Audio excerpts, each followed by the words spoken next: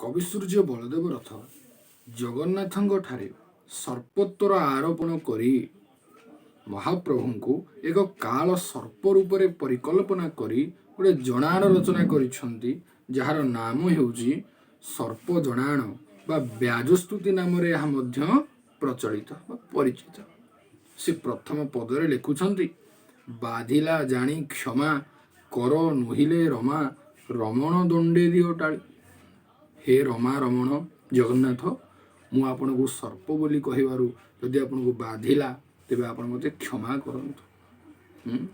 ଆଜ ମୁଁ ତୁମ୍ଭଙ୍କୁ ଜଗନ୍ନାଥ ଆଜ ମୁଁ ମନୋରଥ ଭରତି କରିଦେବି ଗାଳି ହେ କୃପାନିଧି। କବି ସୂର୍ଯ୍ୟ କହୁଛନ୍ତି, ହେ ଜଗନ୍ନାଥ, ଆଜି ମୁଁ ଆପଣଙ୍କୁ ମୋର ମନୋରଥ ପୂର୍ଣ୍ଣ ହେଲା ଭଳି ଗାଳି କରିଦେବି ଏବଂ ଆପଣଙ୍କୁ ମୋ ମନ ପୂର୍ଣ୍ଣ କରିବି ଆପଣଙ୍କୁ ଗାଳି ଦେଇ।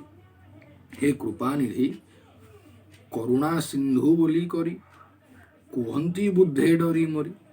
ଆପଣଙ୍କୁ ପଣ୍ଡିତ ଲୋକମାନେ ଡରି ମରି ହେ କରୁଣା ସିନ୍ଧୁ ବୋଲି କହନ୍ତି, କିନ୍ତୁ ସେ ଜାଣିନାହାନ୍ତି କାଳ ସର୍ପ ଆପଣ କବଳ କର ପ୍ରାଣ ପବନ ମାନଙ୍କୁ ସବରି। ହେ ମହାପ୍ରଭୁ, ଆପଣ କାଳ ସର୍ପ, ସର୍ପର ଆହାର ହେଉଛି ବାୟୁ। ଆପଣ ଯଦି ସର୍ପ ହେଲେ ମୋ ପ୍ରାଣର ଯେଉଁ ପଞ୍ଚ ବାୟୁ ରହିଛି ଆପଣ ତାକୁ କବଳ କରନ୍ତୁ।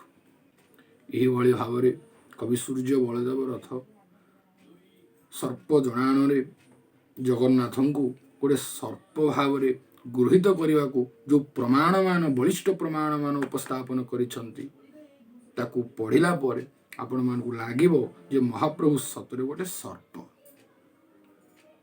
ଏତିକି କହି ଆଜିର ଏ ସର୍ପ ଜଣାଣ କାର୍ଯ୍ୟକ୍ରମ ସମାପ୍ତ କରୁଛି।